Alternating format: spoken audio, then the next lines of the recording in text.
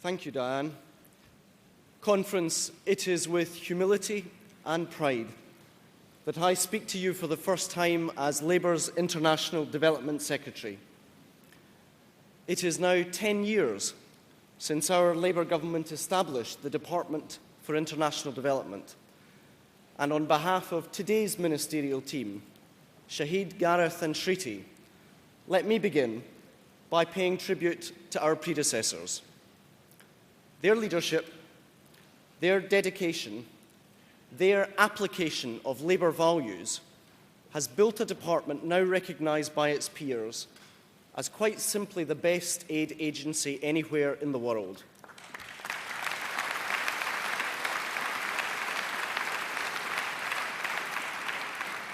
So on behalf of the whole of the Labour movement, let us say to Hilary Benn, thank you.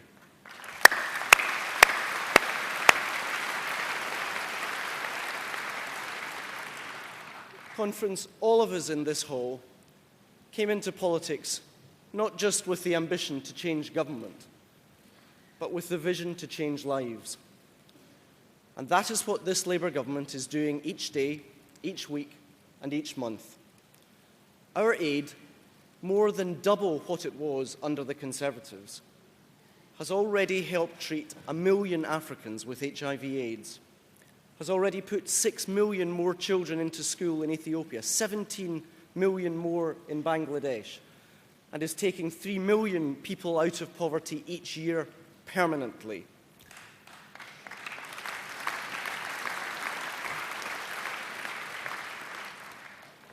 But, Conference, we should never forget that behind these huge figures lie human stories. As we heard this morning from ICLAD, there is no development without security. I have met people who have shared the terrible experiences that ICLAD described. Some of the children, the mothers, the fathers, in the Al Salam camp in northern Darfur, people who somehow managed to keep hope alive amidst the horror. Mothers motivated to learn to read and write, to give themselves and their children a better future, yet who risk rape and murder every day simply while searching for firewood. Conference, if you had met them, you would not question our duty to act. Because we cannot escape each other's problems in this interdependent world. And we can no longer pretend commerce can be globalized, but justice need not. Whether it is through conflict, the spread of disease, or the impact of climate change, the distinction between foreign and domestic simply doesn't make sense anymore. There's no over there and over here anymore, because there will be no security or prosperity over here if there is insecurity and poverty over there.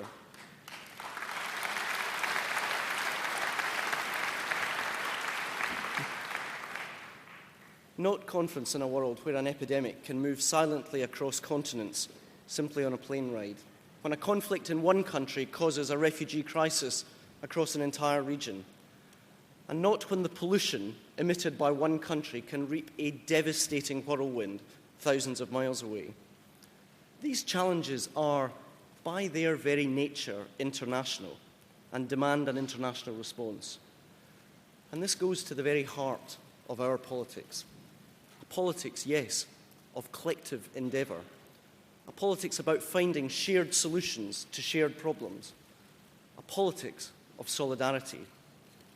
For we have a moral duty to act in a world which today remains unequal, unsafe, and unsustainable. This is the test which history has set us. We know how to build schools and educate children, yet today 72 million children have no class to attend. We know how to build hospitals and to treat illnesses, and yet 30,000 African children will die from diseases we know how to prevent and cure each day. We know how to end poverty, yet poverty kills a child every 3 seconds. Never before, in the entire course of human history, have we had the knowledge and the resources. Never before could it have been said that we were able to end it as a generation. So let us be that generation that ends global poverty.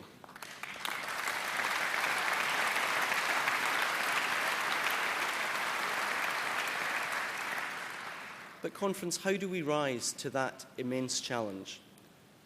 We go first to those whose suffering is most acute, whose need is most urgent, whether inflicted by nature or the nature of men. From earthquakes in Pakistan, floods in Ghana, to the horror today in Zimbabwe. That is where we are called to work. And while we can and we must provide humanitarian assistance, we must also provide the long-term support which allows countries to build the basic services that their peoples need so that they are no longer dependent on international aid. That is why, just 2 weeks ago, Gordon Brown and I launched the International Health Partnership to help countries like Nepal, like Zambia, like Cambodia, to build enduring health services and not be dependent on one-off health initiatives. Our aid must help developing countries trade and grow to escape the very need for international aid. And our global institutions must be made ready for the development emergencies our world faces today. That is why later this week I will travel to New York to put the case for not 26 United Nations agencies dealing with water and sanitation, but a single coordinated approach to that most basic of needs.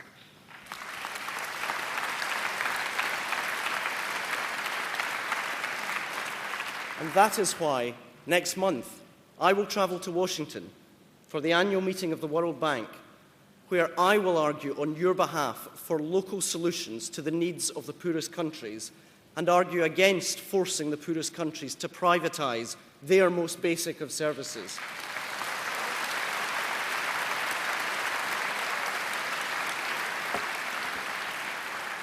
And that is why I and my colleagues in government will continue to argue for fundamental reform of the common agricultural policy and for Europe to lead the world to a pro-poor trade deal and champion not just free trade, but fair trade for all.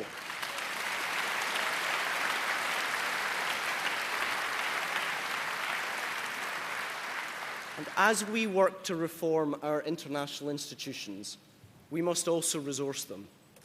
Take that challenge of preventable diseases. 15,000 people dying each day from AIDS, TB, and malaria.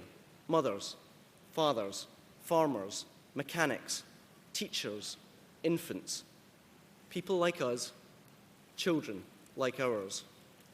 For we have the knowledge and the skill, the drugs and the bed nets to stop these diseases.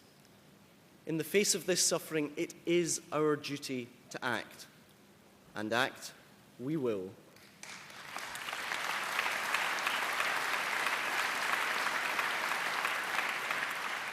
Conference.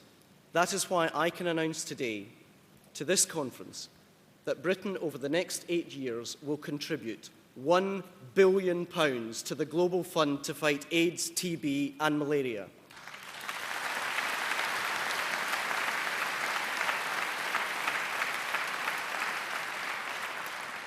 We will be the first ever donor to the Global Fund to provide them with an 8-year commitment, which will give them predictability and certainty to pay the doctors and nurses needed to combat these killer diseases.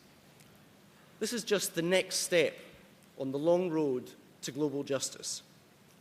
And we in this party and in this movement have shown in the past we have the courage, the strength, and the commitment to make that journey. Just think back for a moment to another time we gathered here in Bournemouth, 1985, a year when the British people, but alas not the British government, led the world in an outpouring of humanity and compassion through Live Aid. But for those of us who in 1985 were Labour Party members and supporters, we also remember that year for another reason, for the speech of our then leader Neil Kinnock, and a speech he gave from this very platform. A day when Neil took a courageous step on our own long journey back to government. He took on the militant tendency and their far-fetched resolutions. But there's another passage from that famous speech which I recollect today. He talked of visiting the barrios of Managua, the shambas of Dar es Salaam, and the back streets of Addis Ababa. And he reminded us, as a party, of an enduring truth. The great privilege of being strong, he said, is the power which it gives to be able to help people who are not strong. Conference, 20 years ago, Neil, with Glenys by his side, inspired us to have the strength to change our party. Over the last 10 years, we have shown we have the strength to change our country.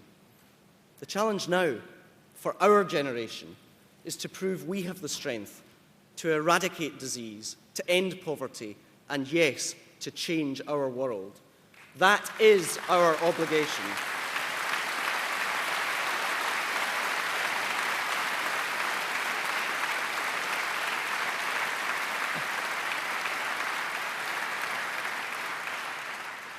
Conference, that is our shared obligation. It is our collective duty, and if we work together, it can be our destiny. Thank you.